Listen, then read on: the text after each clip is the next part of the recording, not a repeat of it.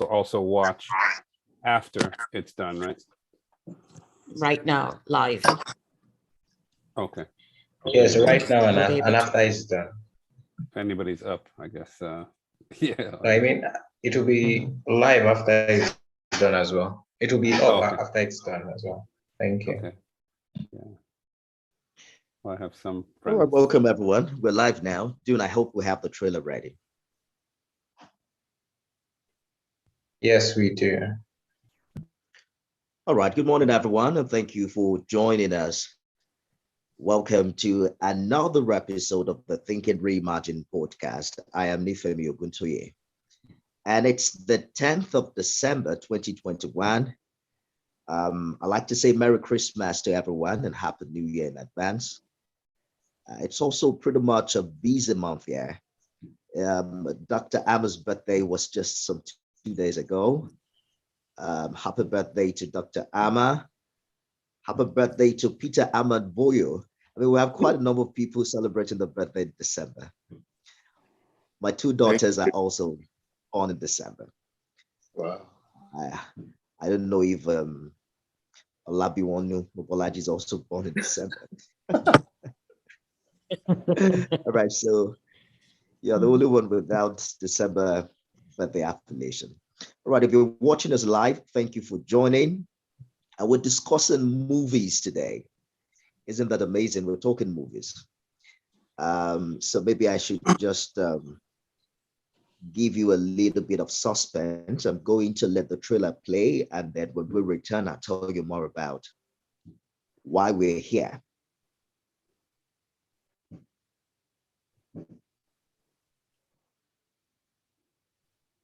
I can hear my neighbor crying, saying I can't breathe. How do you heal of a senseless murder? And now I'm in the struggle, Of an officer killing your son in the middle of the street? saying I can't leave. Put your lighters up for Mike Brown. The percentage of black people in Ferguson is 67%, and only 6% of the cops are black. That's what you call the good old white boys club, and that's going to end. They're always showing the rage and the anger, and that's not really where protest comes from. The commitment comes from the love. Love is the only thing that really allows us to keep going forward. Come together united to make that change against one common enemy, the system. You need to disperse immediately. I've never been so brokenhearted in my life. The areas that were burned down, those were areas where people who are economically challenged live. I know that this is not a perfect community. I know that we have things that we have to change, and I am committed to being part of that change. Nobody woke up that morning when their loved one was dying and say, hey, I want to be the face of the movement. Losing a child is hard. We have to do things that build us back up. We must organize, and organize. The death of my son did do change. Mike Brown equals change. Is it over? It's not never over. It's just the beginning.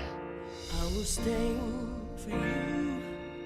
Would you stand for me? Everybody deserves to be free. All right, the movie is Ferguson Rises, and if you haven't seen the documentary, I bet you'll be looking for it after this podcast. So I saw it some 2 nights ago, and it was a mixture of emotions for me. I was sad, I was mad. I stopped watching at the time, returned to it later. It's the inspiring story of residents of Ferguson in Missouri, talking about the loss and how they, kick-started some sort of a modern day civil rights movement. So I'm joined right now by the director himself, multiple award-winning director, Mobolaji Olabi. And he also just recently won the Audience Award at the Tribeca Film Festival. Mr. Olabi, we want to thank you for joining Thank you this for having me. conversation today. Yeah, thank you for having me. Dr. Abner is here, Executive Director, Live Abundantly. Dr. Abner, good to see you. And Wonderful welcome. to be here. Peter Ammon Boyle is of the Nollywood. He is representing the Nollywood in this conversation. Movie director as well, actor. Thank you so much for joining this conversation. Thank you very much. I'd like to begin with some form of a feedback, and I'm sure that the director's used to this already. I'd like to hear from you what you gleaned from that documentary, how it made you feel, and what you think about it. I'm going to begin with Dr. Abner. Well, thank you, Nifemi. And I also want to start by thanking Mr. Olabi for joining us today live from Los Angeles. I do know it's past midnight, and your willingness to be with us in Nigeria to talk about your award-winning film. And I have no doubt the Academy is going to look at it and give it a nod. It is a powerful film. It is raw. It is gritty. It's unforgiving. It's unforgettable. I can't think of any other adjectives, but it's just superbly crafty.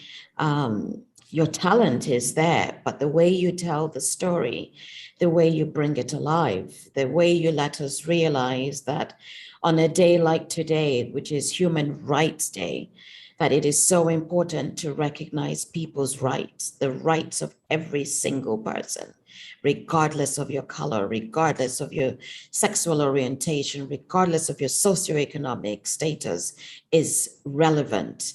And I hope that more people will watch this film and take lessons from it on how to treat others. We have to fight for equality in this world, not just equality, but equity. Equality and equity are so prevalent. Well, it's prevalent through your film, how important it is, but it is not at the forefront of the minds of stakeholders. So I do hope that people are listening and people are watching, and together we can collectively make a difference in this world. Thank you. Thank you, Dr. Abner. Peter Boyle. So Brown Jr.'s body laid on the floor for 4.5 hours. And I think that's the saddest part of that story for me. I mean, I was just thinking, what was running through the minds of the cops? What exactly were they doing? One of them shot the boy. I mean, so why keep his body on the floor for that long? What really struck a chord in you when you saw that documentary? Well, first of all, like Dr. Abner said, this film is really powerful. When I saw it, I mean, I've known it was being done for a while, but to actually see the whole film, it struck a lot of emotions in me. First of all, I didn't even know he was on the ground for 4.5 hours. That is totally disrespectful, inhuman. There's so many adjectives I can use to describe it. What did it happen if he was a white young man? Would he have been on the floor for 4.5 hours, baking in 98-degree weather? I mean, that struck so much emotion, so much anger, so much pain, empathy, sympathy, and all of that. And the way it was depicted in this film, this documentary, because most of it was actual events, it struck so many chords in me. I was so angry. And like a lot of people, I watched it for like 10 minutes and I turned it off. And then I knew I had to go back and watch it. So it's like the father said, is it over? It's not ever over. This is just the beginning. This has been happening for so many centuries. And it's not even about the black or white anymore. It's about police brutality. It's about oppression. I mean, it's the whole world stood up. You know, the whole world stood up. Black lives matter. All lives matter. But when you treat Black people the same way you treat white people, then all lives matter. Do you understand? It was just an amazing film to watch. I'm still like passionate and emotional about it that I can't even express everything I want to say. But yes, that 4.5 hours, it really did me in. I shed tears. I mean, that is somebody's child. That is somebody's brother. That is an 18-year-old boy. He's not, he was unarmed. Why was he on the floor, on the ground, on the street for 4.5 hours? What were they processing? I mean, what were they doing? Why? The question is why? Absolutely, Mr. Boyu. You know, another powerful scene in that documentary for me was when some of those people gathered in a room and were talking about the losses, who they were representing. And I looked at quite a number of people who now have a challenge ahead of them to heal, to forgive, and also to do something and move on with their lives. Mr. Olabi, I know you've answered these questions quite a number of times about what inspired, this work. For you, it won't just be a story, because being an African yourself, well, perhaps an African American now, why did you think it important to tell the story through a documentary the way you have done? Yeah, I mean, I think it was very much a spiritual process for me. I'm going to say it that way. My wife was 7 months pregnant with our son, and I felt this sort of nagging question that I knew that one day my son would ask me, "What did you do at this historical moment to make a difference? What did you do at this historical moment to take a stand?" And I could see or hear him as asking me that question, 12 years into the future, and I knew that I couldn't have my answer be that I did nothing. And so that sort of called me forth. The idea that my wife was pregnant, I saw myself on the ground, I saw my son on the ground potentially, I saw friends, family, all kinds of loved ones on the ground, and I knew that at some point I would have to answer that question, and I would have to. There would be, in a sense, a reckoning, right? That where I would have to be responsible for the choices I made at this historic moment. And if I did nothing, that was not going to leave my son with the kind of future and the kind of understanding of the world that I wanted him to have. And what I saw on the news was simply the trauma. And as spiritual people, we know that that there's always trauma, but there's also always resurrection, right? And this film for me is about the trauma, but also about the resurrection. I think I wanted to leave my child and other people's children with the idea that that resurrection is possible, that resilience is possible, that we can find some sort of hope, we can find some sort of through community, through organizing, through beginning to find purpose in our pain. And I saw that Michael Brown Sr. was doing that, and I began to initiate conversations with him that really then further inspired me to focus on his message, and to focus on that message for my child and for other people's children, and for people in general across the world. Right?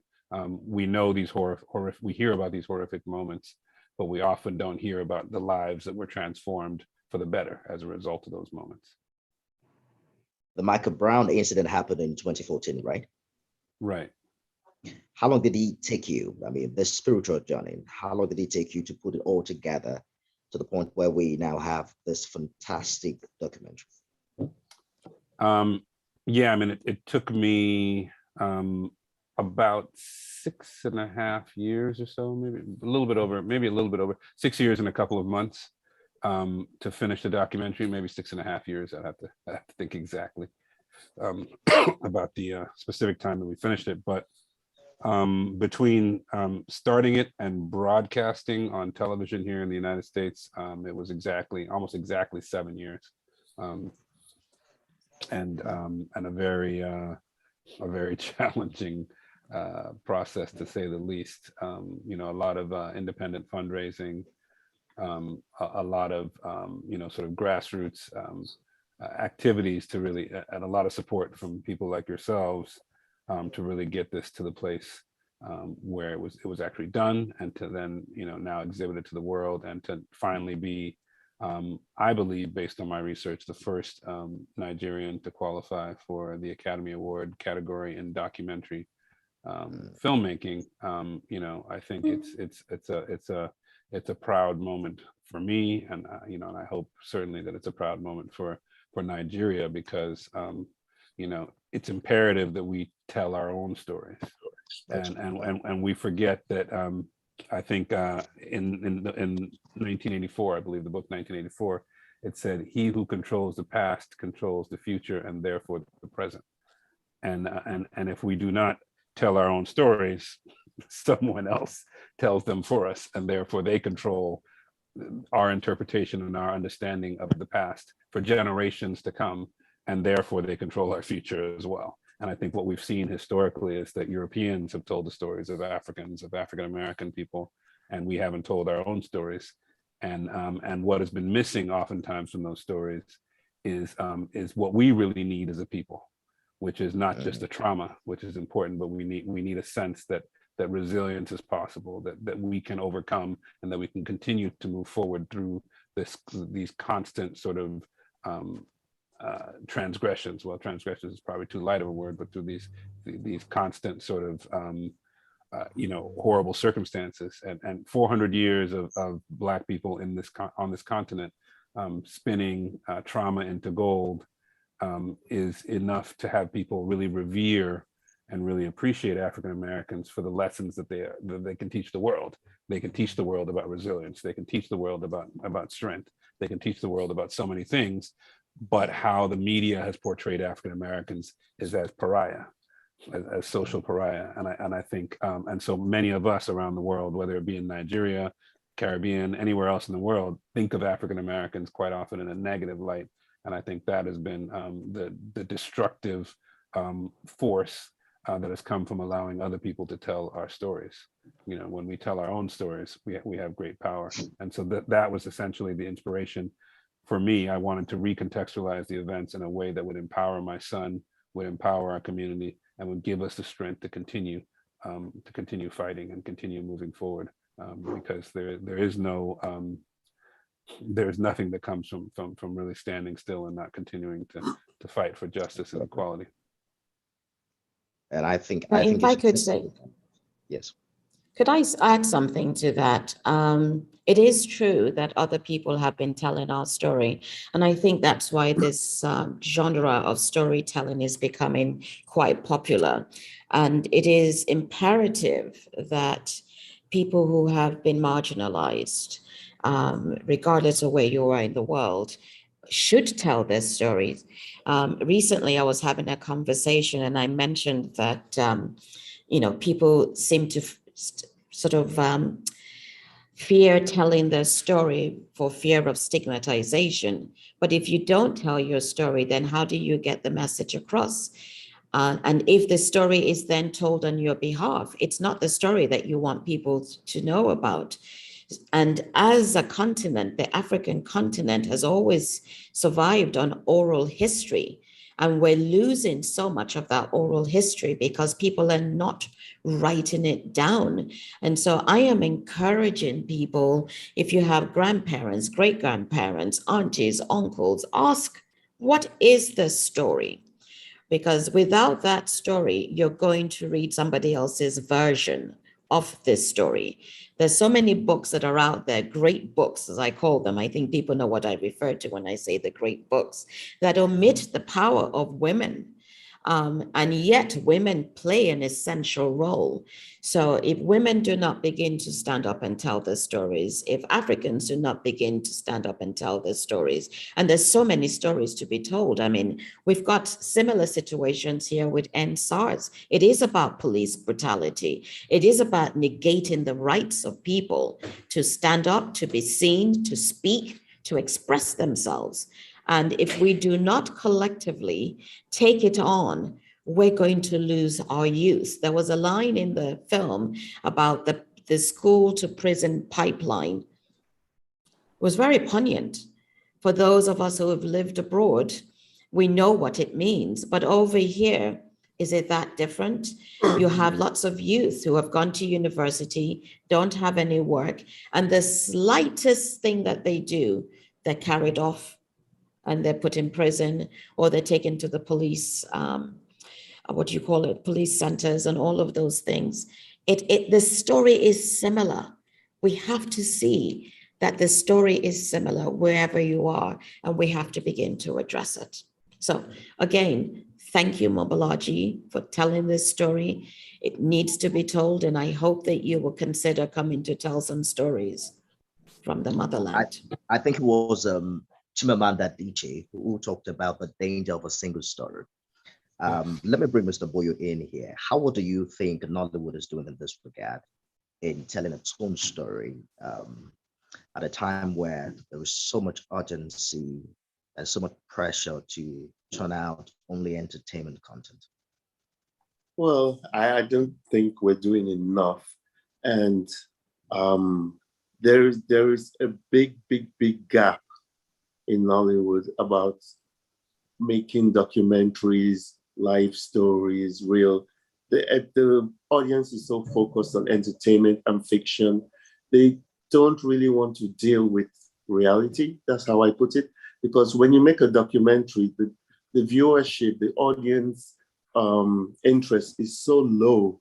And I think because people do not want to deal with the hardship or whatever is going on in reality, that they turn to entertainment and they turn to fictional stories as a way of escape. Because we've tried doing documentaries, it just doesn't have the same impact.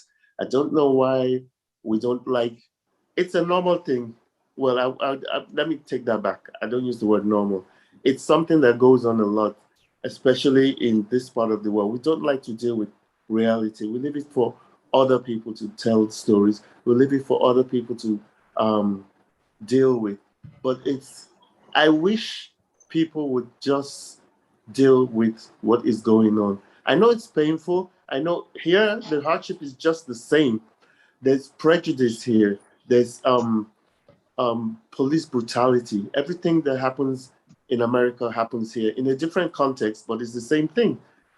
Do you understand? So I would say if they accept the documentaries that we do, because people don't watch it. I've done 1 or 2 documentaries, and I tell you, it was like a letdown. But I'm hoping that if this film comes to Nigeria, and because of the End SARS movement, people are beginning to feel like they have a right to watch this. They have a right to speak. They have a right to voice their opinions. So maybe this is the beginning. Maybe this is a catalyst for change, not just for Ferguson, but for Nigeria as well.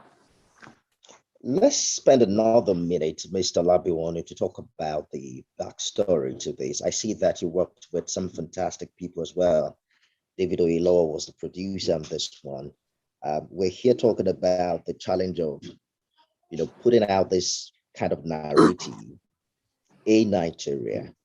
But you have not, it's not just about doing a movie, it's telling a story that is compelling. I mean, I also know that a lot of funding would have gone into it, but it took you some 6.5 years.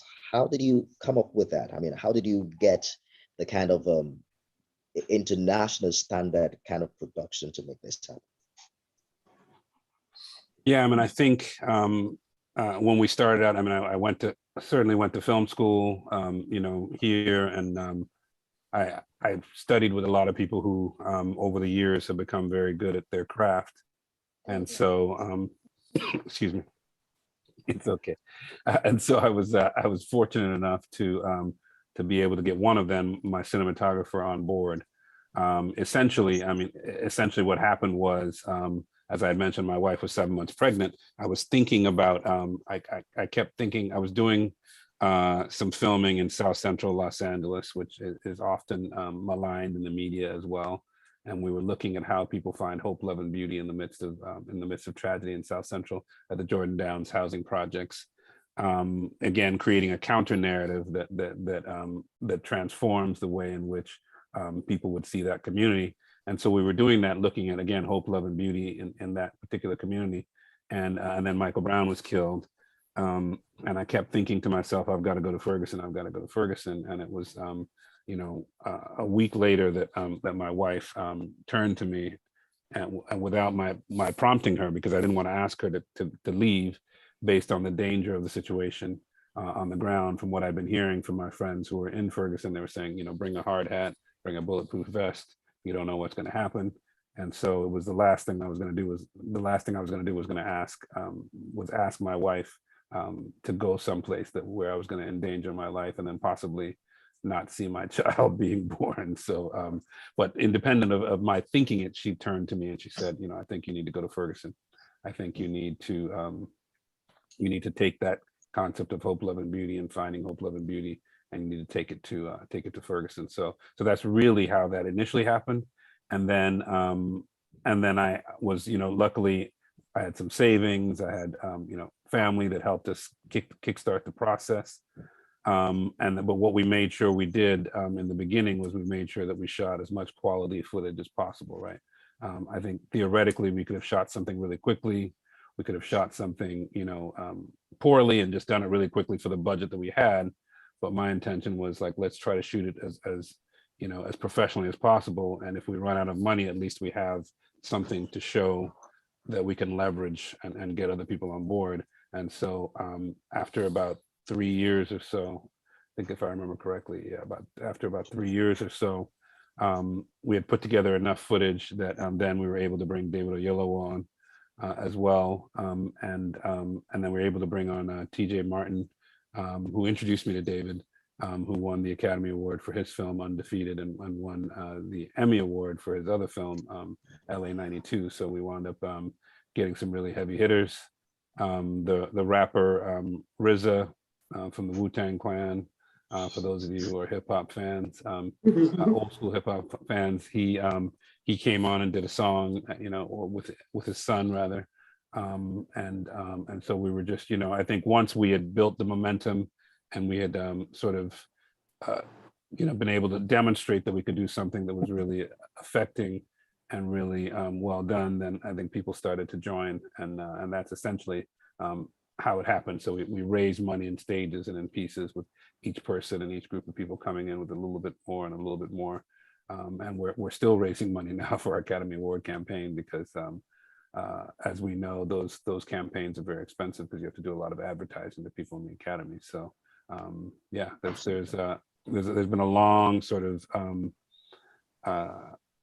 trajectory with this project where there were many times where I would say this for your audience as well. There were many times where I was close to losing hope, where maybe I think I'd even lost hope. I think, again, I go back to the idea of this being a spiritual process, because I'll give you a couple of quick examples.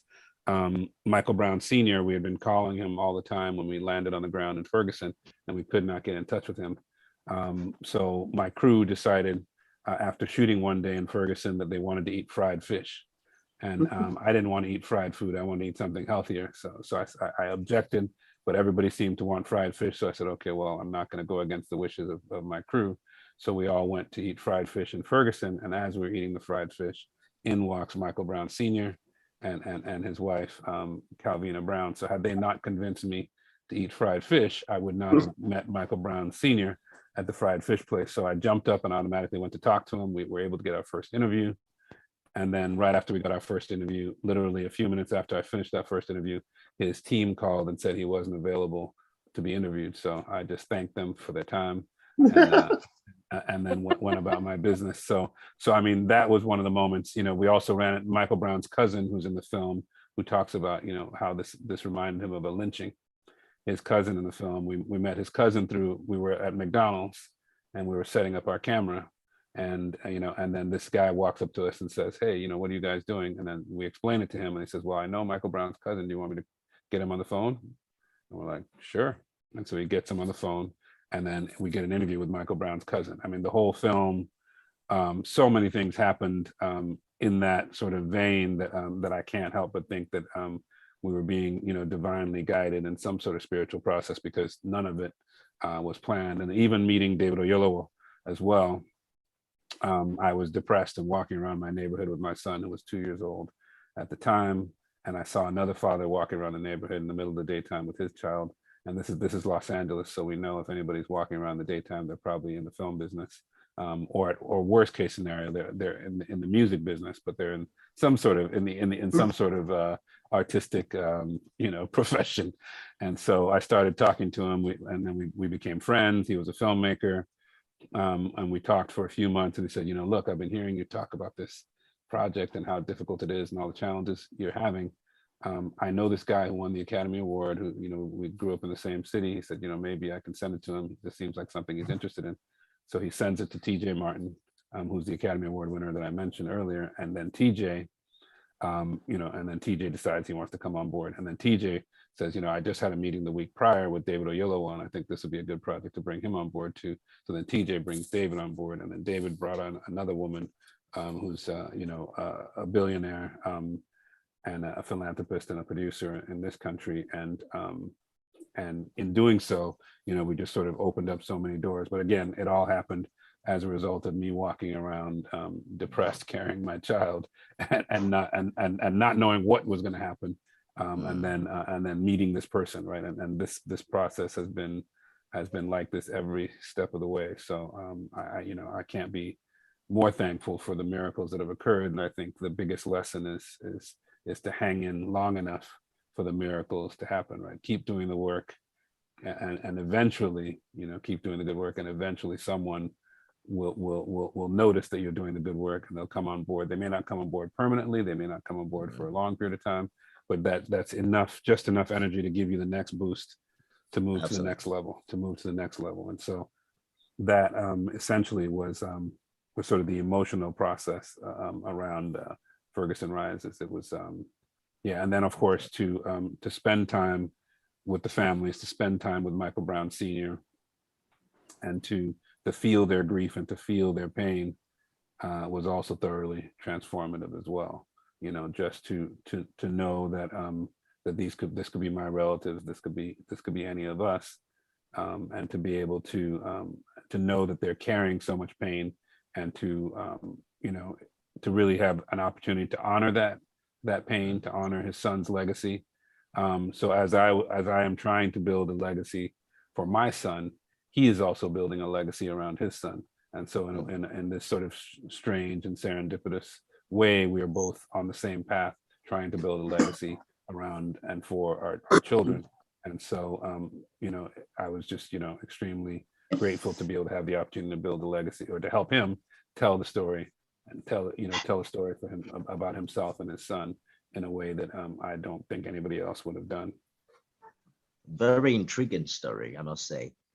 And thank God you made that decision for the fried fish, by the way. But Michael Brown Jr.'s story, the incident was long before George Floyd and long before Black Lives Matter movement became this popular. I think one of the most important questions to ask would be if the, public awareness has indeed culminated into some real and actual change. And perhaps you're also going to be in a better position to answer that question, given your experience, for instance, with the police, say 10 years ago, compared to what the reality is today in America. Right. I think there are some things that have changed. I don't want to be a doomsday oriented person and say that nothing has changed. I think there's a tremendous amount that has changed, primarily in the psyche of America. Laws and legislation have changed here and there. There's been some diversity in the police department. Certainly Ferguson Police Department, which was 6% Black, is now, I think, approximately 70% Black. Ferguson, which had never had a Black mayor, has a Black female mayor. We're seeing a change in the old guard. We're seeing faces and representation that we haven't seen before. How much change that representation can cause on the ground is yet to be seen.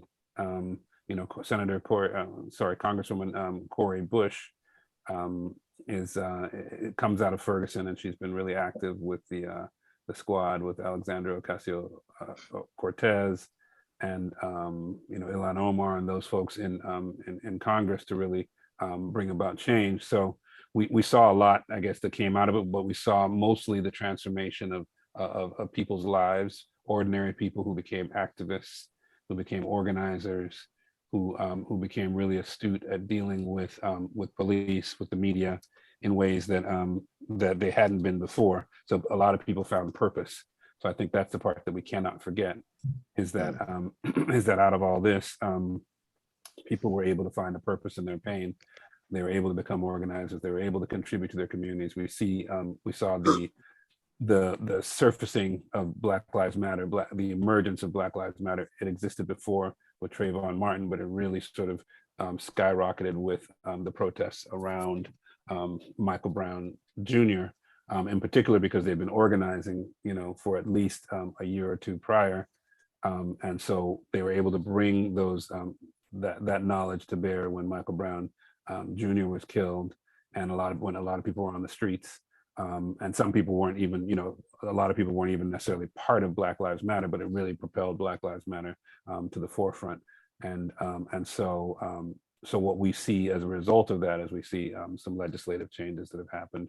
We see elections, some shifts in elections, and ultimately, I think what we're seeing is really the emergence of a new global mindset that says we're not going to stand on the side of oppression and oppressors anymore. So you see people from Japan to Korea to all sorts of places around the world standing for Black lives in a way that we had never seen before, knowing that even though they're in a sort of homogeneous culture, maybe in a place like Korea or somewhat homogeneous culture, that their lives are inextricably connected to ours on the other side of the world. And I think that's what we're seeing now, is that there's a palpable psychological shift. And now how do we harness that shift to turn it into something that really makes a difference in the world? And I think much like SARS in Nigeria, the protests happened, the protest ended. There's a feeling of despair, I think, among certain sectors, but what we're seeing is that we cannot go backwards. Our eyes cannot be closed again once they've been opened, and so that in and of itself is at least let me call you smaller. back. I'm in a meeting. Yeah. So that's what we see is a victory.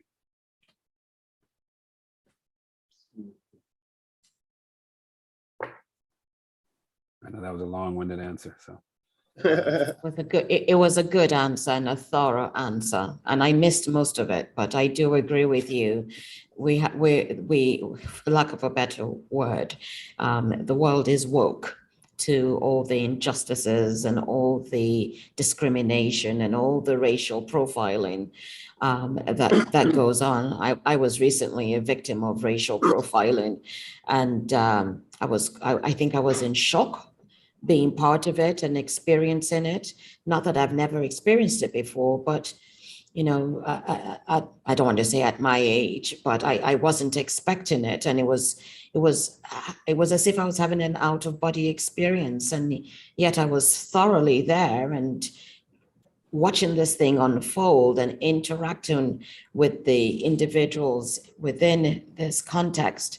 And when I finally said to them, it was actually in the United Kingdom. And, it was just interesting the way it unfolded. And I'm not going to say that this was white, Caucasian on African, because some of the players were of the same complexion as I am. And there were, Muslim, there were Christian. It was just incredible how it unfolded, and to think that is still occurring in the 21st century when we live in a global digital age where we're all interconnected. I mean, look at us right now. We're in different parts of the world, but we're connected. And we're talking about, diversity and equality and justice and a sense of belonging. I mean, we belong to this earth. We belong here. We're all here for a purpose. and no one should oppress another person or take away the right to be that being that you were gifted to be here and to present and to be yourself and to contribute to society. So there is a need to change the mindset for a better global society. And we have to start with the young ones, you know, the Gen Z who is just coming up. Actually, they're really aware of what they want, how they want it, how they wish to interact. And it's moving it through. It's just a powerful film. And I'm so glad that we're doing it on Human Rights Day, because what better way to commemorate human rights than to speak about a film that talks about the most fundamental thing, the right to be, the right to live, the right to be respected, the right to thrive, the right, period. Yeah, and I think to your point, you know, the farmers in India that were being beaten by the Indian police, they can understand what this film is about. I actually had, interestingly enough, I had some conversations with international distributors who thought this was too local of a film to really appeal to anybody outside the United States. And I was flabbergasted because I kept thinking, well, wait a second, did you see the end of the film and all the millions of people around the world standing up and like, isn't that an audience? You know, are you not watching the news and noticing that people are getting beaten by police in Colombia, they're getting beaten by police in Nigeria, they're getting beaten by police in India, you know, like all those people understand. So how is this not an international issue, right? And even if you look beyond police, everybody experiences pain. And everybody is striving in many ways, well, we hope, right, to find purpose in their pain, right? And so at the very least, if you're a person who's experienced pain and is attempting to find purpose in that pain, you can look at the journey of Michael Brown Sr. and you can look at it from just that general human perspective without having any relationship to the police, without having any relationship to Black people, and see that this is really about a person's journey toward finding that purpose in pain. And you could actually draw from that to learn and to sort of help your journey toward assist yourself in finding purpose in your pain. So I think it just has been extremely shocking to see some of the limitations that still exist in the minds of the people who are in control of the telling of our stories, or the distribution of our stories, right? Which is, again, all the more reason why we have to tell our own stories, but we also have to own the infrastructure that distributes our own stories as well. So that way we have a place for them in the world, right? Because you can tell it or you can make it, but if no one sees it, right, it didn't exist, right? So I think the work that Dr. Abner is doing is imperative, right? Because I think it's transforming the stories that we tell about the youth, the stories that we tell about women, the stories that we tell about the acceptability of vulnerability. If you look at the film Ferguson Rises, you see Michael Brown Sr., and we have all kinds of presuppositions about working class Black people, or about Black people in general, maybe. And then when we make that more specific, we have all kinds of presuppositions about Black men. And I think Michael Brown really breaks through a lot of those presuppositions and allows us to see, for the first time, I believe, Black men as three-dimensional human beings who have feelings, who have concerns and cares about their children. It's sad to say that, but I cannot recall a film, even as a filmmaker, with all the research and all the films I've seen, I cannot recall a single film where I've seen a Black father at the forefront of the conversation, maybe standing in the background looking a little withdrawn or reserved and somewhat visibly moved by the situation, but to be front and center in terms of the conversation. I don't think I've ever seen a film that centers Black masculinity in a way that also shows the black masculinity is more than aggression, is more than entertainment, is more than that there's a vulnerability there's a humanity there, right? And by extension, we get to see his son, who was killed as a human being, by seeing his father as a human being, right? And so this film, I think, is unique in that way, and I want it to be that, you know, to be specifically focused on the father, because as Michael Brown said in the film, Michael Brown Sr., that we forget about the fathers, you know, and Absolutely.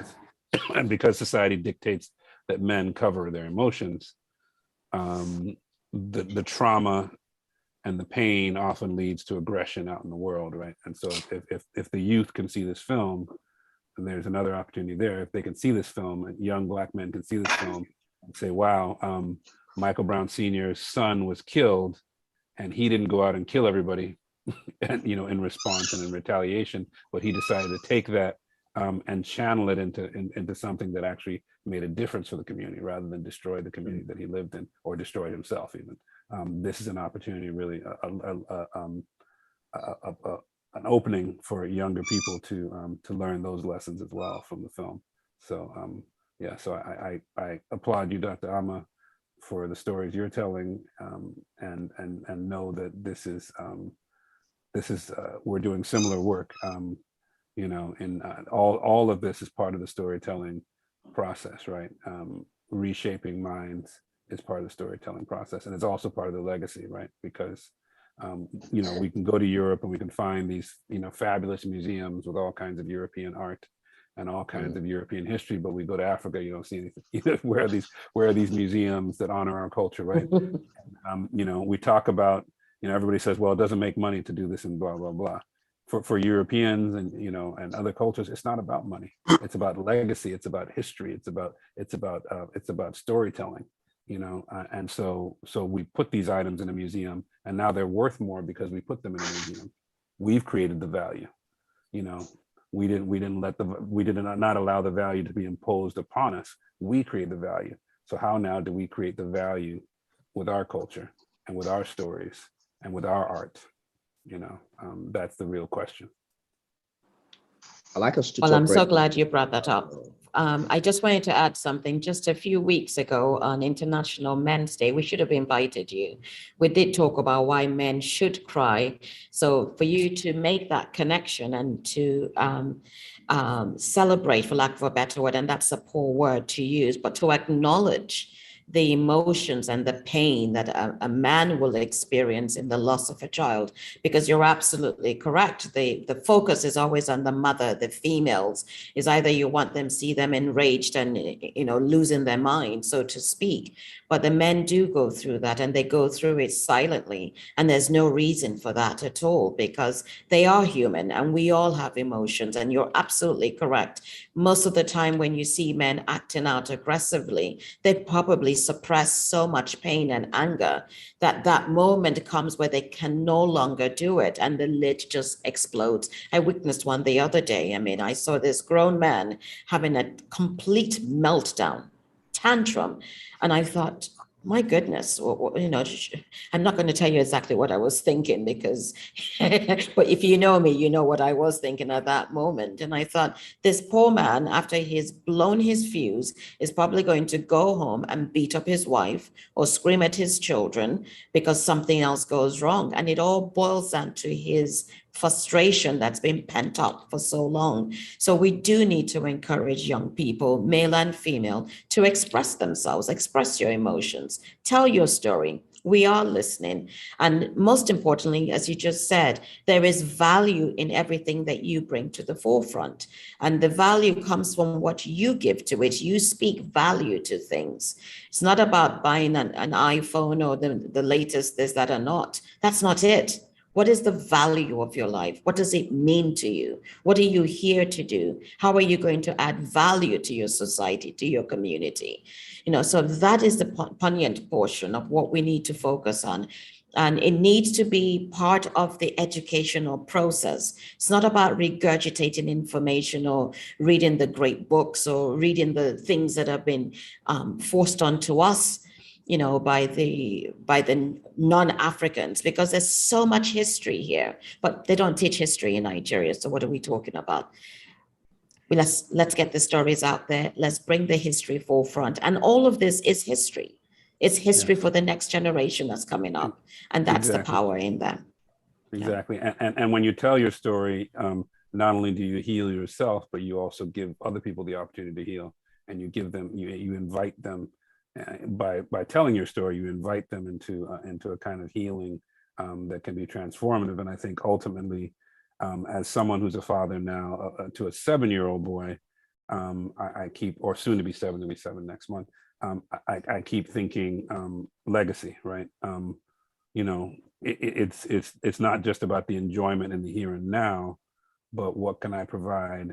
You know, maybe 100 years from now, that will have people look back and say, you know, and say that he added value to this planet, and that my son would be able to stand up and be proud and say, I am Mobolaji Olambiwanu's son, you know, or my grandson will be able to stand up and say, or granddaughter, whatever, will be able to stand up and say, you know, that was my grandfather, you know. And I think that is the true victory that many of us miss, is that legacy that we leave is really all that's going to be left after we are gone.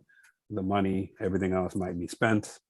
The cars will be old and devalued, but the legacy will live on. And film has the ability, as we see with American cinema, that, you know, the film that's been preserved, films that have been preserved for 100 years. You know, it is possible that in 100 years, people could watch and see this film and still be moved and understand history in a different way. I'd like us to quickly draw a connection between what happened in America and what we saw happen some months ago in Nigeria. 400 plus days of protests in Ferguson and led to a global phenomenon that you acknowledged a few minutes ago, that indeed there's been some changes. The narrative here in Nigeria has been that of the fact that civil disobedience cannot do much and cannot really cause the change that is needed. I'm told that you lived in Nigeria for a few years in the 70s while your dad was the Lagos State Commissioner for Health and Finance. Yeah. 7 years, more than a few years, 7. I didn't get that. 7 years. 7 years. Well, 7 is few compared to. Oh, not for me. So just talk to us very quickly about the lessons Nigeria can glean from these, particularly when you live in a community or in a society where the system is built in such a way to resist any form of protest. So, you know, I was watching your documentary and I found that even though the issue of police brutality was huge, when you look at how the police dealt with the riot in Ferguson, I mean, it's a much more developed form than what we experienced back home. So there was a use of tear gas, rubber bullets. I'm not sure that much casualty was recorded during those protests, but that's not the same situation back here at home. How do you think that young Nigerians can keep using their voices, you know, but in more or less a very difficult terrain in Nigeria? I mean, personally, I can't say. I mean, it's been a long time since I've lived on the ground in Nigeria, but I know that there are other examples from around the world, right, of authoritarian regimes and environments. So we look at Egypt. I have a good close friend that that is from Egypt and that lives in Egypt and was there during the uprisings in Egypt and the revolution in Egypt. And I think what she shared with me is very important, which is that the people rose up. There was violent military repression. There were people killed. But the biggest challenge that they had was that they didn't have an electoral infrastructure in which to then promote their own candidate to office, right? So while we're organizing on the streets of Lagos, or while people are organizing on the streets of Lagos, what other tangential or parallel organizing is taking place in the political sphere, in the economic sphere, where we can generally we can bring these things together, right? In the end, once there's victory on the streets, right? So you know, you have to be pushing. It has to be a multi-pronged approach where you're pushing on the streets and you're agitating, as it talks about in the film. But you're also pushing legislation. You're also pushing maybe not in Nigeria, it may not even be legislation, but you're also pushing, sort of coalescing behind a particular political party or something of that sort, that allows you then to have a voice that is clearly articulated when you have access to that kind of a victory like they did in Egypt, which was quickly lost, right, as we saw. So in order to sort of create some sort of lasting impact, I think those things are going to have to be at play. We have to go now. Let's talk about the road to Oscar and your optimism in that. Road to Oscar, I'm going to borrow Dr. Amma's optimism and say that, certainly if you follow us on Instagram at Ferguson_rises, you'll see our journey there. And certainly, again, like I said, we're always raising money. So even if it's $1, you can certainly donate on our website, fergusonrises.com or hopelovebeauty.com, but fergusonrises.com is the easiest way to get there. I am hopeful that America, particularly after George Floyd, I think there was renewed interest in my documentary because people saw that this, at least white America in particular, saw that this was a systemic thing, not just a one-off thing, that they hadn't been paying attention to, but a systemic thing. And so I'm hopeful that now those individuals who make up most of the Academy voters have a sense that, after George Floyd, after Ahmaud Arbery, that took place, that, the gentleman that was killed while jogging, right, by two white vigilante type individuals, one of whom was an ex-police officer. Again, Kyle Rittenhouse, who also killed a couple people at a protest as well. I hope that there's enough momentum to understand that there are deep-seated issues within our country that need to be addressed, and that this film opens the space for that kind of dialogue. So I'm prayerful and hopeful that the Academy will see the value in pushing this to the forefront in order to inspire some sort of a dialogue.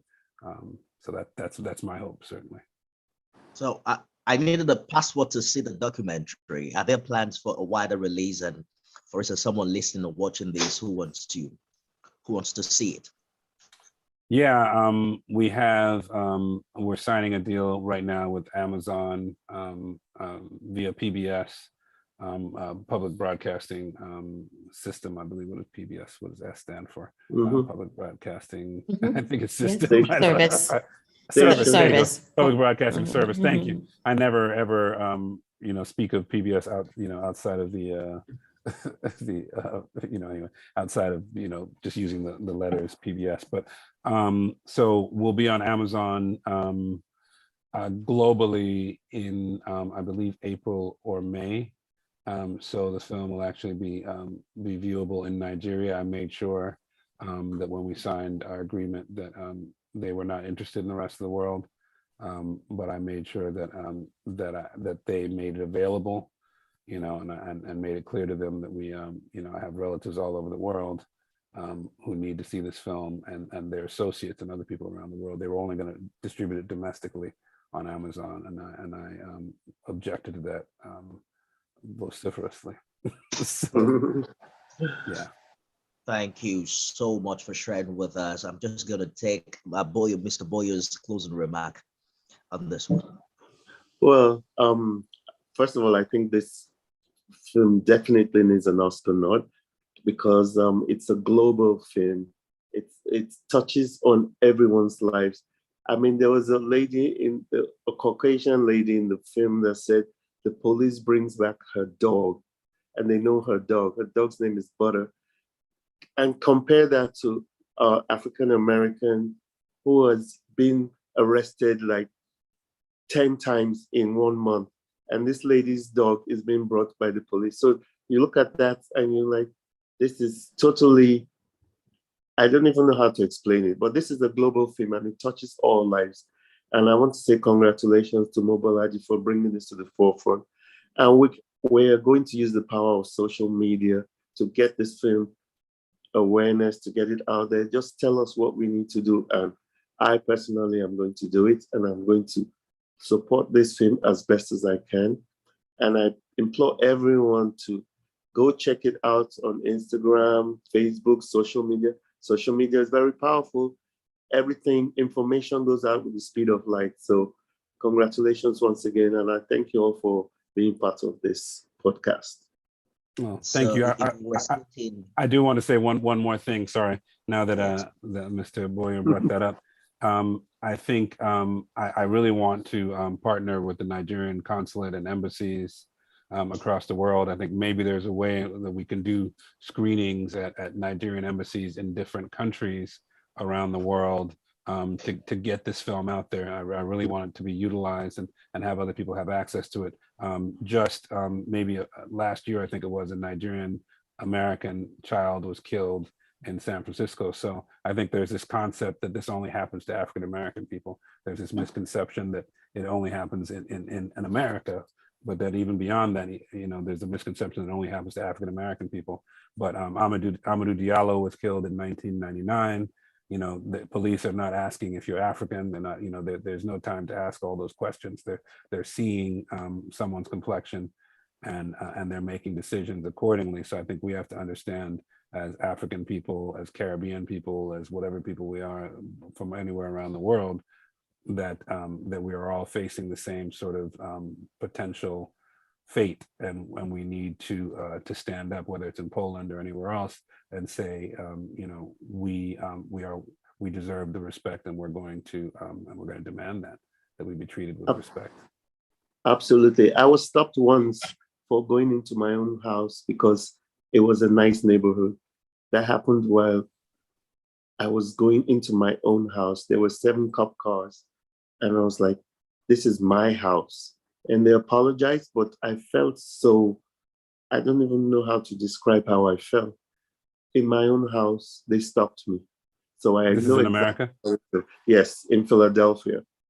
Oh, wow, yeah. No, there was actually, sadly, the last thing, there was a young African-American man who was carrying a sandwich and entering his house and was killed by police. Oh, yes. While he had just come home for lunch, and he was opening the door to enter his own house, carrying a sandwich, and they shot and killed him right there, right in the doorway of his own house, entering his own house, doing nothing. And of course they looked for a record. There was no record. There was nothing. He had never done anything. He was a completely innocent person, just entering his own home, and they had decided that somehow he was a criminal. And without even arresting him or stopping him, they just assassinated him. Without any real recourse until now. We hope. So yes, this is an issue that is global. We see it in the Touches Philippines. Everyone. Yeah, exactly. And so, yeah, thank you, Dr. Ama. Thank you, Mr. Boyo, as well. Thank you, Mr. Oguntoye. Oguntoye, yes. Exactly. Thank you so much for sharing with us on this episode. If we were to sit on the academic panel, just to show that you have the award already.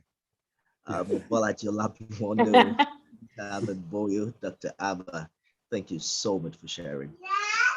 And we wish you all the best in your future endeavors, Mr. Olabi. That's our episode for the. Well, your daughter wishes to be on, so you're going to give her a chance. No, it's okay. She can be on. Exactly. She's affirming. We usually allow them. She was affirming. Yes, so can we see her, please? Sibilary, come. She wanted to come anyway. She looked like she wanted to be a part of. She usually does come and be part of it every now and then. Hello, my darling. Hello. Hello. Thank you. Thank you very much for being here. I know, and I'm looking forward to you holding Oscar. I strongly believe it. You will hold it, and I hope you've got your speech ready. Thank you. Because you yourself have a story to tell. I can't wait for you to share that story of yours. Thank you. Yeah. Thank you so much. Thank you everyone for being here. Nifemi, as always. Thank you, Thank Dr. you. Abner. Yes. Thank you, Forward to everyone. conducting And sessions remember, with human you. rights is everybody's rights. Human rights is everybody's rights. Human Rights Day today, everyone. Thank you. Thank you.